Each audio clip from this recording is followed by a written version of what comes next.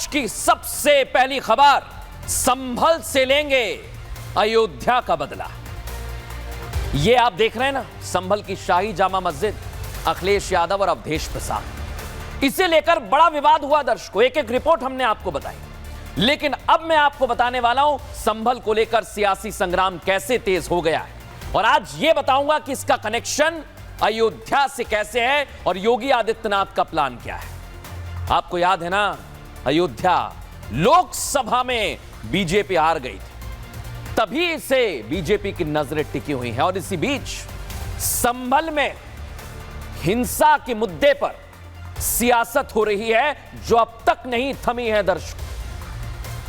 जबकि मुख्यमंत्री योगी आदित्यनाथ, पुलिस और प्रशासन ने महज एक हफ्ते के अंदर, एक हफ्ते में वहां पर देखिए फोर्स ने क्या किया, हालात को काबू में किया। लेकिन विरोधी हैं कि संभल हिंसा से उत्तर प्रदेश की पूरी राजनीति में उलटफेर करना चाहते हैं, 2027 पर कब्जा करना चाहते हैं। ना सिर्फ अगले महीने होने वाली मिल्कीपुर सीट पर उपचुनाव को लेकर, बल्कि समाजवादी पार्टी अध्यक्ष अखिलेश यादव 2027 की पिच तैयार कर रहे हैं, मैं आपको बता रहा हूं। और इसके लिए वो संभल हिंसा को सबसे बड़ा हथियार बनाने की कोशिश में, जुगत में लगे हुए हैं। अखिलेश यादव राजनीति करते करते एक अलग स्तर पर पहुंच गए। वो योगी आदित्यनाथ की सरकार पर हिंसा कराने का आरोप लगा रहे हैं, जबकि प्रशासन इससे इतर बातें कह रहा है।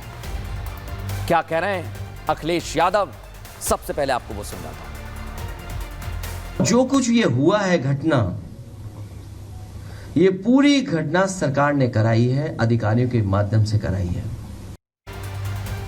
अधिकारियों ने कराई है, प्रशासन ने कराई है संभल की हिंसा, ये कह रहे हैं अखिलेश यादव। इनके आरोपों का एक्सरे करूंगा, उससे पहले रिपोर्ट देखिए।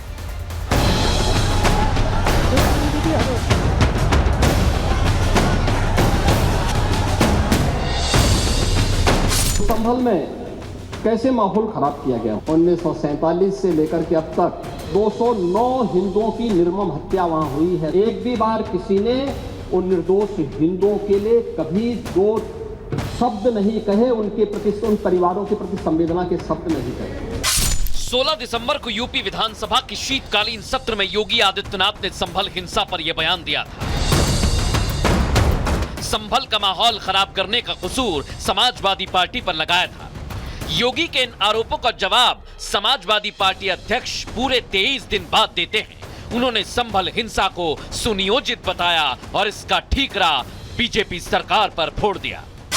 और जो कुछ ये हुआ है घटना, ये पूरी घटना सरकार ने कराई है, अधिकारियों के माध्यम से कराई है। सपा की इस प्रेस कॉन्फ्रेंस में अखिलेश के साथ माता प्रसाद पांडे भी मौजूद थे, जो अखिलेश यादव की भाषा बोलते हुए सुनाई दी। ये भारतीय जनता पार्टी ने एक सुनियोजित ढंग से एक तरह का दंगा कराकर हिंदू और मुस्लिम के बीच में काफी खाई पैदा करने की कोशिश की है। यानी समाजवादी पार्टी सीधे तौर पर यह कहना चाहती है कि राज्य में योगी सरकार ने संभल में जानबूझकर हिंसा कराई। यहां सवाल यह उठता है कि समाजवादी पार्टी राज्य में चुनाव जीतने के लिए योगी और सरकार की इमेज खराब करने के लिए कोई भी लांछन सरकार पर लगा सकती है।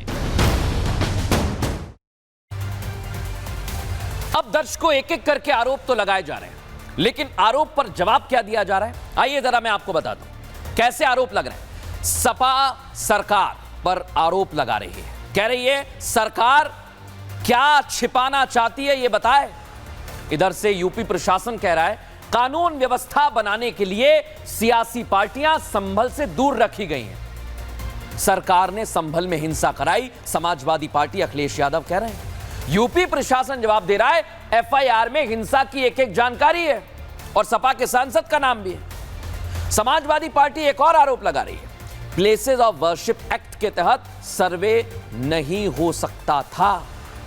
प्रशासन कह रहा है कोर्ट ने आदेश दिया और कोर्ट के आदेश पर ही सर्वे किया गया है, दिक्कत कहां है इसमें। तो सपा कहती है प्रशासन को जिस तरह का एक्शन लिया गया वो नहीं लेना चाहिए था, उनकी गोली से ही जान गई है। यूपी प्रशासन कह रहा है कि दंगाइयों ने पुलिस से गोलियां छीनी और दंगाइयों की जान पुलिस की गोली से नहीं गई है।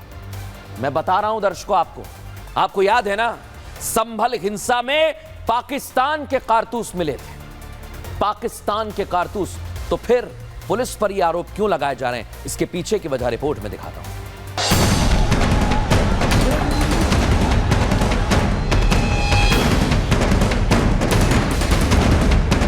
अखिलेश यादव प्रेस कॉन्फ्रेंस पूरे इस मूड में करने बैठे थे कि संभल पर योगी प्रशासन को एक एक चीज पर घेर कर ही उठेंगे।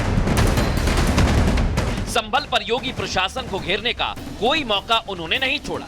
यूपी पुलिस पर पीट पीट कर लोगों को मारने तक का आरोप लगा दिया।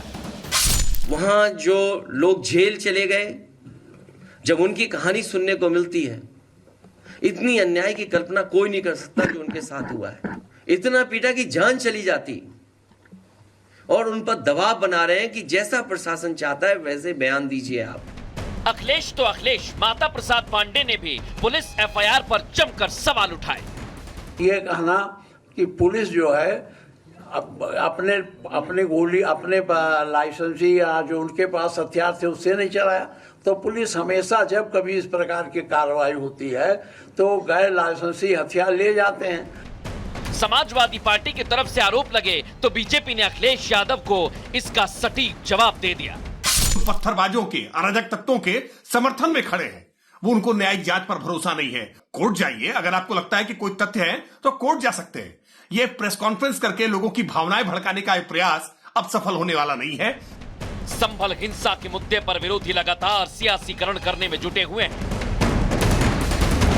संभल में 2027 की लड़ाई का केंद्र बनाने की कोशिश की जा रही है, लेकिन योगी प्रशासन की छवि बिगाड़ने के लिए विपक्ष चाहे जितने भी हथकंडे अपना ले, संभल में जैसे स्थिति को नियंत्रित किया गया है, इसे देखते हुए सपा के मंसूबे 27 में भी फेल होने के संकेत दे रहे हैं।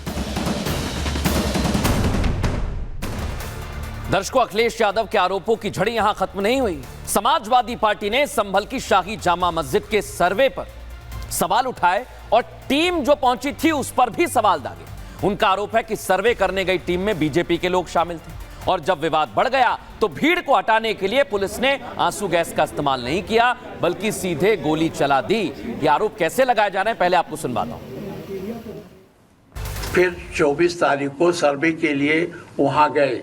जब वहां हम लोगों ने पूछा वहां के अधिकारियों से कि क्यों गए 24 तारीख को, तो उन्होंने कहा हमें रिपोर्ट देनी थी, आगे कुछ हमें बाकी रह गया था, उसे हम जानने के लिए गए। तो जानने के लिए गए तो अकेले जाना चाहिए, एसपी को ले जाना चाहिए, किसी पार्टी के कार्यकर्ताओं को साथ नहीं ले जाना चाहिए। ये लोग गए, वहाँ ऐसे नारा लगा रहे थे जिससे उत्तेजना पैदा हो गई। ये आरोप तो आपने सुन लिए दर्शकों, लेकिन अब मैं आपको बताऊंगा कि सर्वे करने जब टीम पहुंची थी तो उसमें कौन कौन था, और आप ढूंढिए उसमें कितने बीजेपी के नेता। Advocate commissioner Ramesh Raghav survey team में थे। एडवोकेट विष्णु शंकर जैन जो आपको दिखाई दे रहे हैं, देखिए जरा, संभल के एसपी उस दौरान मौजूद थे। एडिशनल एसपी भी सर्वे टीम के साथ मौजूद थे। संभल के सीओ अनुज चौधरी भी मौजूद थे, और इतना ही नहीं, संभल जिला डीएम और एसडीएम भी मौजूद थे, पटवारी मौजूद थे, तहसीलदार भी वहां पर पहुंचे हुए थे। गोपाल शर्मा, जफर अली जो कि कमेटी के अध्यक्ष हैं, वो भी पहुंचे हुए थे, और इमाम आफ्ताब वारसी भी वहां थे, और इसके साथ साथ जामा मस्जिद कमेटी के 5 लोग थे। अब आप ये सोचिए दर्शकों कि इसमें बीजेपी के लोग कहां हैं, क्या आपको दिखाई दिए? मैंने एक एक शख्स का नाम बताया, इसमें नहीं मिले। अब एक तरफ समाजवादी पार्टी जो संभल मामले की गंभीरता को समझे बिना सिर्फ राजनीति कर रही है, और दूसरी तरफ योगी आदित्यनाथ का प्रशासन जो संभल के सच से पर्दा उठाने में जुटा हुआ है, और सीएम योगी के विरोधियों की लिस्ट बड़ी लंबी है। अभी आपको पता है ना, हाल ही में असदुद्दीन ओवैसी, एआईएमआईएम चीफ, मस्जिद के ठीक सामने जो चौकी बन रही है उसे वक्फ का बता रहे थे।